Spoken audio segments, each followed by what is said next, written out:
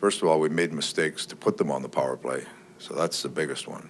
And then when you can't kill them, that complicates things a lot.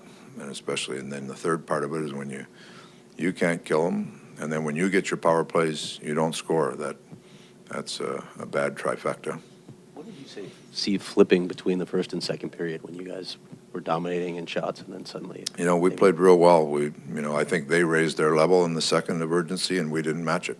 Simple as that. And then we started taking penalties, and our execution was poor because there's opportunities when they're putting pressure on. There's opportunities to make good plays to clear the zone, and our good plays turned into icings or penalties against us, which aren't good plays, and we spend the whole period in our own zone. And you're going to get penalties like that. I mean, Chikrin's penalty is we turn the puck over at the red line, it comes back, we take a penalty. It's so frustrating for our group, players and coaches alike, that we haven't been able to sustain anything. Or when we do get in a situation where a team's pushing back, how do you push them back again? And that's frustrating. Dave, did you think the elbow on McGinn? I haven't looked at it yet. I'll have to have a look at it. Okay. Dave, what else, when you said was like mistakes on the PK, what wasn't translating that you were doing well, maybe early 5-on-5? No, there was a couple of just overplays by guys that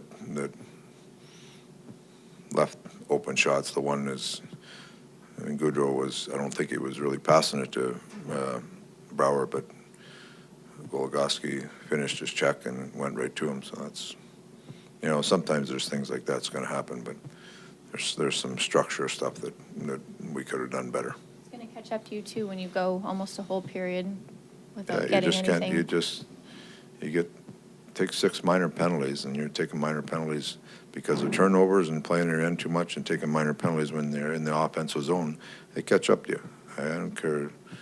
You just can't give advantages like that away. It's hard enough to win in this league without beating yourself.